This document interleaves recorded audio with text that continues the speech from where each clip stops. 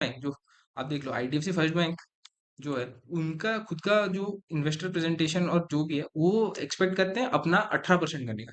तो max to max मेरे हिसाब से उनका भी 18%, अगर आप लोन बुक ग्रो आप अगर आरओई ले रहे हो और 20% आप उसका उनका लोन बुक ग्रोथ ले रहे हो, तो 3.6 टाइम्स से ज्यादा नहीं मिल सकता। तो वैल्यूएशन एक्सपेंस कितना लिमिटेड है देखो। तो इसी these are the few reasons why I think this sector can't give multibaggers. And ये मैं कोई बोल रहा था खराब कि बात नहीं, सबसे बड़ा मल्टीबैगर डिटरेंट है ये में लाइक बैंक्स में मल्टीबैगर रिटर्न बनाने का, कि इनका जो वैल्यूएशन मैट्रिक्स होता है वो मोस्टली पैक्ड होता है प्राइस टू बुक पे। प्राइस टू बुक पे प्रॉब्लम ये है कि देखो प्राइस टू अर्निंग्स क्या है, उसको इन्फ्लेट करना ज्यादा इजी है, क्योंकि अगर आपका कंपनी का जैसे 30-40% अर्निंग्स बढ़ रही है, तो फिर आप प्राइस टू अर्निंग्स भी आपका उतनी उसी पीजी रेट के हिसाब से आपका उतना 40-50 टाइम्स आपको 50। और अभी क्या होता है ना, 30-40 टाइम में स्केर्सिटी हो जाता है, तो 30-40% पे अगर आप ग्रो कर रहे हो तो आपको मिल जाता है 50-60-70-80 टाइम्स का प्राइस टू अर्निंग। बट वही प्रॉब्लम आ जाता है कि क्यों बैंक्स का प्रॉब्लम आ जाता है, क्योंकि देखो बैंक्स पहले तो मैं जैसे बोला कि 25-30% पे ग्रो करने से उनमें जैसे हमने देख लिया आईडीएफसी फर्स्ट बैंक में स्ट्रेस आने लगता है कि लोन पैड लोन स्टार्ट हो जाता है। फिर प्राइस टू अर्निंग्स को लेके क्या होता है ना, हमको फिर इनको जो प्राइस टू बुक पे हम पेग करते हैं, लाइक द वैल्यूएशन जो हम करते हैं, तो उसका सबसे बड़ा प्रॉब्लम है देखो, जो प्राइस टू अर्निंग्स रेशियो वो डिपेंडेंट करता है आरओई पे।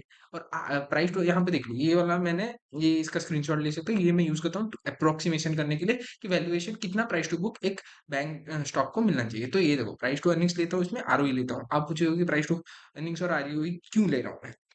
ये देखो अगर हम प्राइस टू अर्निंग्स क्या होता है, price to earning price by EPS, और ये टोटल मतलब लाइक रिटर्न ऑन इक्विटी कितना होता है, आरओई कितना होता है, पैट बाय टोटल मतलब पैट और टोटल इक्विटी को टोटल नंबर ऑफ शेयर से डिवाइड करते हो तो आपको मिल जाता है EPS by book value. EPS by EPS cut जाता है, प्राइस टू बुक वैल्यू आपको निकलता है। तो हम एक चीज आएंगे, price to earnings into ROE करने से हमको प्राइस टू बुक मिलता है। तो आरओई क्या होता है, ROE EPS by book value होता है। तो हम एक चीज तो हम हाँ, यहाँ पे प्राइस टू अर्निंग रेशियो लेने का सबसे बड़ा रीजन ये है कि price to earning PEG ratio के हिसाब से हम एक चीज जानते हैं कि बहुत बड़ा प्रॉक्सी है कि कितना आपका ग्रोथ आएगा लोन बुक पे, मतलब लाइक ईपीएस पे। और ईपीएस ग्रोथ रेट आपका डायरेक्ट कोरिलेशन दिखाता है कि लोन बुक रेट पे। और ये आप अगर ये आपको मैं दिखाता हूँ कैसे, दिखाऊँ देखो बढ़िया चीज है, देखो कितना बड़ा बढ़िया कोरिलेशन होता है ईपीएस ग्रोथ और आरओई में। देखो यहाँ पे आओ, यहाँ मैं आपको आईडीएफसी फर्स्ट बैंक का एग्जाम्पल दिखाता हूँ। आईडीएफसी फर्स्ट बैंक में ही देखो 3027 है, देखो पैड ग्रुप कितना है, पैड ग्रुप है 3027 minus 3027 minus 2485 which is 3027 minus 2485 542 24 divided 2485 which is 22%, around 22%। But आप देखो ईपीएस में कितना ग्रोथ रेट है, 4.48 माइनस 3.75 विच इज अराउंड 19.4%। तो यहाँ पे देखो ईपी कितना है, 19.8%, 19.8। तो कितना देख लो कितना स्ट्रॉन्ग कोरिलेशन है प्राइस टू अर्निंग्स और ग्रोथ में। तो ईपीएस ग्रोथ आप देख रहे हो। फिर और एक चीज देखो कि इनका सेल्स ग्रोथ भी देख रहे हो कितना, मतलब लाइक द ऑल मतलब जितना भी लोन बुक ग्रोथ है वो भी कोरिलेट कर रहा है इसके साथ, तो ईपीएस ग्रोथ के साथ। फिर सेम चीज आप फिर इसको फिर लैग डाउन करता है। पहले तो हमने बोल दिया कि देखो ग्रोथ कैप्ड है, इनका 25 से 30% जाते हैं तो फट से इनका स्ट्रेस आता है 20% पे ले आते हैं। फिर अगर ग्रोथ कैप्ड हो जाता है, फिर सेकंड चीज कैपिंग जो प्रॉब्लम कराता है वो होता है आरओई। आरओई आप देखना कोई भी बैंक्स का 30-40% आरओई नहीं होता। और उसका रीजन है वही कि हम ग्रोथ ग्रोथ भी उतना नहीं कर पा रहे ना। देखो एक अश्वत्थ दामोदरन सर ने अपना जो वैल्यूएशन मास्टर क्लास में एक बड़ा चीज होता है कि एक कंपनी का जितना आरओई है उतना ही उनका उसका परपेचुइटी में ग्रोथ है मतलब दोनों ऐसे को रिलेटेड है, लाइक आरओई जितना रहेगा उतना ग्रोथ रहेगा, ग्रोथ जितना रहेगा आरओई रहेगा। तो क्या होता है ना, बैंक लोग जब 20-25% से ग्रो करने की कोशिश करते हैं जैसे, लेकिन यहाँ पे भी आप निकाल सकते हो कि 20-25% से ग्रो करने की कोशिश करते हैं उनका इस यहाँ पे देखो, यहाँ पे इसका आरओई है 11%, बट ये ग्रो करने की कोशिश करती है 20% का। तो क्या करना पड़ता है इनको जाके अपना इक्विटी डाइल्यूट करना पड़ता है, क्यूआईपी के लिए पैसा उठाना उठाना पड़ता है। तो वो पैसा उठाने के कारण क्या होता है ना, इनका जो शेयर होल्डर्स होते हैं जो वो शेयर इक्विटी होता है वो डाइल्यूट करता है। इक्विटी डाइल्यूशन से आपका बुक वैल्यू बढ़ता है, आपका जो प्राइस टू बुक वो घटता है। मतलब प्राइस टू बुक कम प्राइस होता है, फिर वो मतलब लाइक वो फिर वहां पे भी इंक्रीज आ सकता है। बट फिर प्रॉब्लम क्या होता है कि इक्विटी आपका भी डाइल्यूट हो जाता है ना, तो इसलिए आपका शेयर प्राइस भी घट जाता है। तो देखो क्या मल्टी लेयर्ड प्रॉब्लम है कि हम बढ़ाए भी तो लेकिन बुक वैल्यू को भी बढ़ाए, कैसे बढ़ाए? क्यूआईपी करके बढ़ा सकते हैं, बट क्यूआईपी करने से इक्विटी डाइल्यूशन होता है और आपका शेयर प्राइस बढ़ता नहीं है। तो ये एक प्रॉब्लम है। पहला तो पहला प्रॉब्लम एड्रेस मैंने किया कि प्राइस टू बुक पे पेग होने से आप देख लो कि प्राइस टू अर्निंग्स अगर पेग हो गया तो आप जितना ग्रोथ करो ना वो आपका रहेगा उतना आपका पीजी रेशियो के हिसाब से उतना आपका प्राइस टू अर्निंग रहेगा। प्लस प्राइस टू अर्निंग्स अगर आप स्केर्सिटी मतलब बिजनेस स्केर्सिटी इतना है कि 30-40% तो बहुत सारे कम होगा, तो आपको ज्यादा ग्रोथ का मतलब लाइक ज्यादा आपको प्राइस टू अर्निंग्स वैल्यूएशन ज्यादा मिलता है। तो जो 10 के प्राइस टू अर्निंग्स पे ट्रेड करती है वो 40 पे भी कर सकते हैं, बट यहाँ पे प्रॉब्लम होता है कि पहला तो ग्रोथ पैक कैप्ड है। और भी एक सबसे बड़ा प्रॉब्लम है कि आप जाके देखो जितने भी बैंक है लाइक आईडीएफसी फर्स्ट बैंक अगर 20% आज बोलिए ग्रो करी, आप जाके देख लो जितने भी बैंक है like like here see any bank, HDFC bank भी 20% से ग्रो करी, आईसीआईसी लाइक ये बड़े बैंक होके भी अगर 20% से ग्रो करे, तो आपको जो प्रीमियमनेस है, आपको प्रीमियम कहाँ पे मिलेगा? आपको तो बुक वैल्यू में प्रीमियम नहीं मिलेगा। तो वही आप 2-2.5 टाइम देखिए, अगर एचडीएफसी बैंक लाइक जो भी बैंक लाइक जैसे 5-6-7 टाइम्स ग्रो मतलब बुक वैल्यू पे थी, वो बैंक एक तो एचडीएफसी बैंक थी, एक कोटक महिंद्रा बैंक शायद से अभी भी है, 3 टाइम्स तो है, 3-3.5 गुना है। बट कोटक महिंद्रा बैंक 3-3.5 गुना इसीलिए है कि उसमें दूसरे बिजनेसेस भी है जो कि सेपरेटली लिस्टेड नहीं है। बट आईडीएफसी फर्स्ट बैंक के अंदर जो भी बिजनेस है, म्यूचुअल फंड बिजनेस, वो सब मतलब इतने बड़े नहीं हुए हैं। और इस पे कोटक महिंद्रा बैंक में उनका सबसे बड़ा है कि life insurance. Okay, living that aside, क्यों मेरे को लगता है आईडीएफसी फर्स्ट बैंक को ज्यादा और इससे मतलब लाइक मैक्सिमम लाइक जब तक लाइक जैसे कि आईडीएफसी फर्स्ट बैंक को जब तक वो अपना आरओई को जैसे कि आरओई अभी कितना 11% यहाँ पे, अभी थोड़ा बढ़ गया होगा 12-13% जितना भी है। बट ये हम इसी ईयर का लेते हैं, तो जब तक 11% से मतलब जैसे 11% से ये लोग 18-19% पे नहीं लाते अपना आरओई को, और ग्रोथ उसी हिसाब से कॉम्प्लीमेंट नहीं करता, तब तक 18 मतलब 18 तो बेस्ट के सिनेरियो है ना। 18 अगर और लोन बुक ग्रोथ अगर 20 भी कर दे तो 3.6 टाइम्स आपको book value at max, IDFC bank को एट मैक्स अपना बुक वैल्यू 3.5 टाइम्स मिलेगा। और अभी स्टिल ट्रेड कर रहा है 2 टाइम्स पे। तो 1.5 टाइम्स भी अगर भी बढ़ता है like it's still 75% increase in its valuation. अगर 75% इंक्रीज इन वैल्यूएशन होता है तो वही ना, तो मल्टीफोल्ड रिटर्न्स आपको मिलना बड़ा मुश्किल हो जाता है। लाइक ओके ठीक है, 5-6 साल में अच्छा पैसा लाइक निफ्टी बीटिंग हो जाएगा, आप एक अच्छा खासा सम बना लोगे, आप एक मतलब like not like 30-40x, but आप 2-3-4 टाइम्स इतना पैसा कमा लोगे। बट मैं बोल रहा हूँ यहाँ पे मल्टीबैगर क्यों नहीं बन रहा है? देखो पहले देख लो कितना मल्टी लेयर्ड प्रॉब्लम है कि लाइक पहला आप ग्रोथ कैप्ड हो गया, सेकंड हो गया प्राइस टू बुक पे पेग हो गया आपका वैल्यूएशन, थर्ड हो गया कि बुक वैल्यू उतने हिसाब से बढ़ नहीं पाता, क्योंकि हाँ ये बैंक का सबसे बेस्ट बात है, ये डिविडेंड नहीं देती और बैंक्स कभी डिविडेंड नहीं देना चाहिए। बैंक्स अगर डिविडेंड देती है तो क्या होता है ना, बुक वैल्यू जो इंक्रीज है वो फिर से घट जाता है, क्योंकि आप पैट को माइनस करते हो डिविडेंड से, फिर आप देते हो अपना बुक वैल्यू में लेके आते हो। तो अगर जो भी कंपनी बुक वैल्यू से पहले अपना डिविडेंड देती है, तो वो तो अपना बुक वैल्यू का जो ग्रोथ है वो तो हटा रही है ना। तो वो एक प्रॉब्लम है। ये 3 प्रॉब्लम गिनाने के बाद बुक वैल्यू प्रॉब्लम है। हाँ, फिर आ जाता है कि स्कैर्सिटी का बात है कि अभी जो प्रॉब्लम है, कोई भी बैंक एक कमोडिटाइज्ड बिजनेस है, मतलब अगर मैं पैसा दे रहा हूँ बस और कुछ काम नहीं है मेरा, जो मैं जो अच्छा कर सकता हूँ वो क्रेडिट क्वालिटी कर सकता हूँ। बट अगर हम देखें अभी ऐसा कोई ऐसा बैंक नहीं है जो कि 20% पे ग्रो नहीं कर रहा है और जिसका क्रेडिट क्वालिटी अच्छा नहीं है। सब बैंक्स का 20% ग्रोथ और क्रेडिट क्वालिटी अच्छा हो चुका है, मतलब मोस्ट, और सारे के सारे अभी सब सब कॉर्पोरेट कॉर्पोरेट को छोड़ के रिटेल लोन पे आ चुके हैं। तो अगर मैं इस सिचुएशन में देखूं आईडीएफसी फर्स्ट बैंक को कैसे मतलब वो वैल्यूएशन एक्सपेंशन कैसे मिलेगा?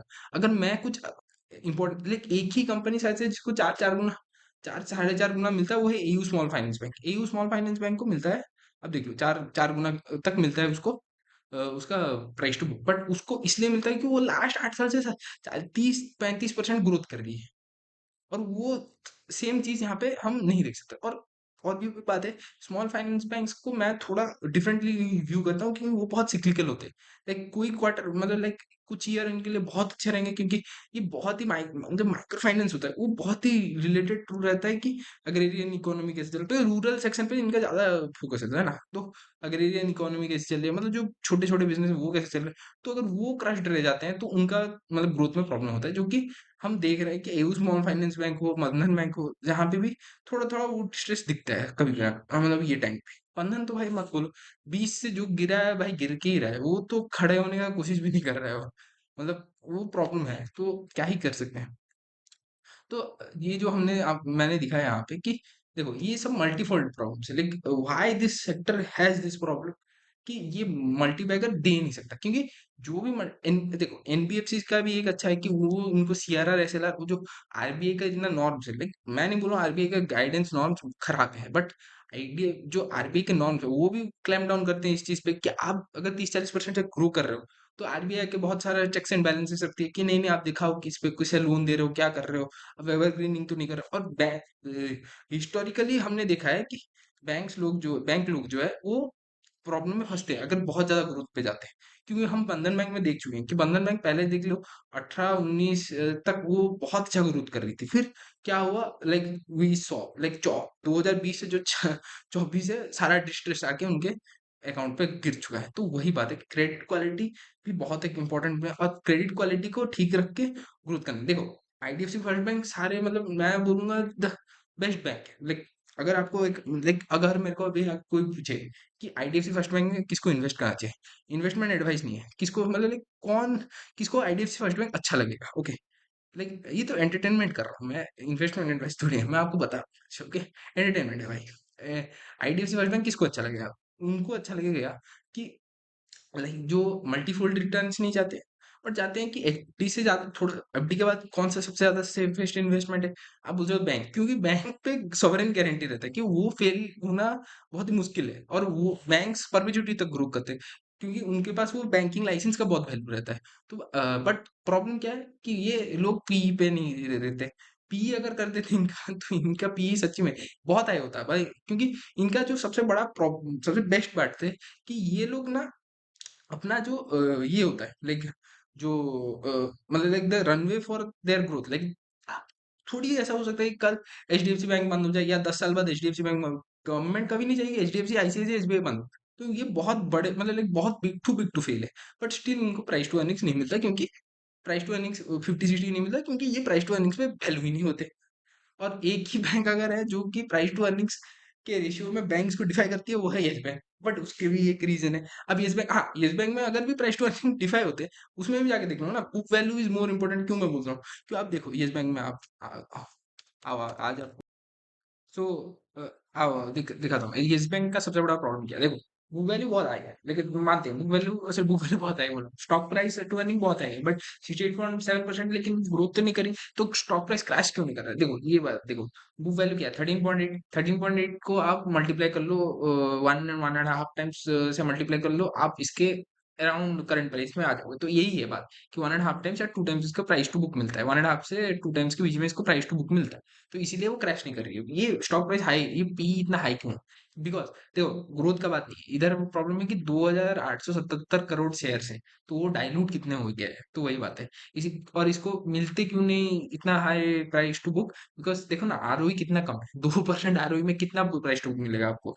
आपको मैक्सिमम टू मैक्सिमम 2 into 68.7, 1.3 से 1.4 टाइम्स आपको प्राइस टू बुक, बट तब भी ये उससे ज्यादा हाई ट्रेड कर रहा है, तो रिटेल पार्टिसिपेशन, बट ये बुक वैल्यू भी FY 23 का है, तो FY 24 में जो बुक वैल्यू एग्जिट क्वार्टर पे जो बुक वैल्यू आएगा, तो इसमें शायद से ये वही 1.3 से 1.4 टाइम्स ही वैल्यूड है। तो यही देख रहे हो तो कितना बड़ा बात है कि बुक वैल्यू बैंक्स के वैल्यूएशन को डिक्टेट करते हैं, तो यही बात है। तो सो मैं अपना वीडियो एंड, हाँ और एक बात है, आप जाके एक बसंत महेश्वरी सर का वीडियो है कि वो समझा रहे थे कि book value, price to book कितना मिलना चाहिए एक बैंक, तो वो एक बढ़िया मैट्रिक्स बताए कि देखो अगर मैं एक कंपनी का, मैं एक एफडी में रखता हूँ अपना पैसा, वो पैसा 7% ग्रो करता है, अगर मैं वही पैसा एक कंपनी को दूं तो वो अब आरओई कितना करती है, मतलब पैसे कितना बनाती है, 14%, तो उसके हिसाब से बुक वैल्यू कितना हो गया, इंटू टू, तो बुक वैल्यू भी इंटू टू मिलेगा, बिकॉज उसका बुक का ज्यादा वैल्यू, क्योंकि उसमें मैं 14% का बना। फिर अगर मैं उसी बुक वैल्यू को 21% आरओई वाले कंपनी में डालता हूं, तो उसका बुक वैल्यू 3 टाइम्स होना चाहिए। 3 टाइम्स क्यों, क्योंकि 3 गुना 7% से ज्यादा हम बना रहे हैं, तो यहाँ पे भी देख रहे हो, यहाँ पे भी वो like the the valuation gets compressed, because कि हम बढ़ा नहीं पा रहे हैं, एक सर्टेन थ्रेशोल्ड के ऊपर बैंक्स का वैल्यूएशन जा ही नहीं पा रहा है, तो वही प्रॉब्लम होता है कि why banks can't give a multibuyer, multibagger होने के लिए पहले बात है कि valuation multibagger times multifold times पढ़ने चाहिए। तो यही प्रॉब्लम है कि मल्टीफोल्ड्स क्यों नहीं पढ़ते बैंक्स के valuation, because problem is price to earnings पे नहीं होता, प्राइस टू बुक पे होता है। सो विद दिस मैं एंड करता हूँ ये वीडियो विद ये 3 पॉइंट सी बोल के कि पहला, ग्रोथ कैप्ड क्यों ये मल्टीबैगर नहीं दे पाता, क्योंकि ग्रोथ कैप्ड है।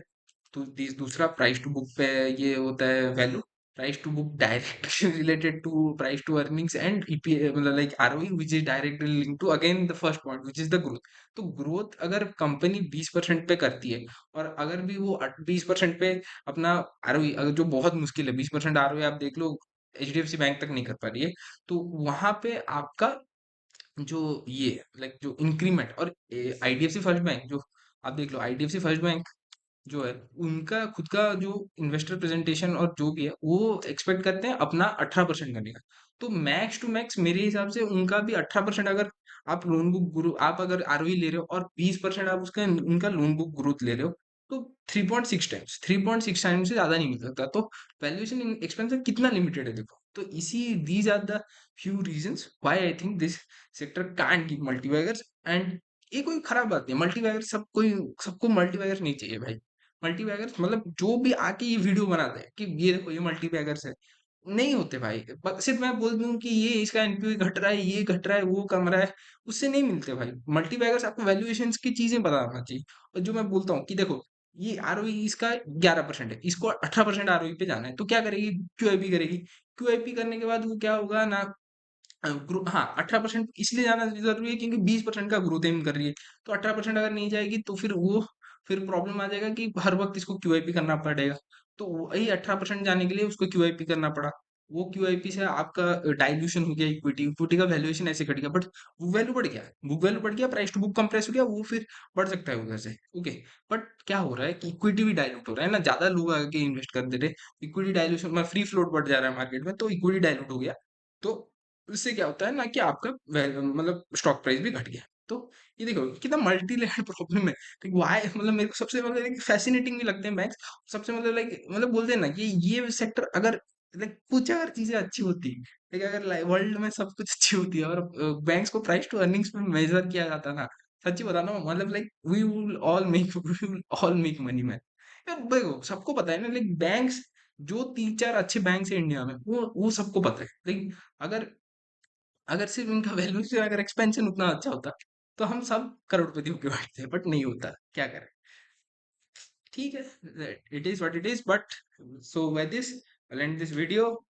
सी you, like share subscribe comment, comment करो यार, बताओ क्या और अच्छा बना सकता हूँ, क्या कौन से टॉपिक पे बात करने पे आपको अच्छा लगेगा, प्लीज प्लीज कमेंट में।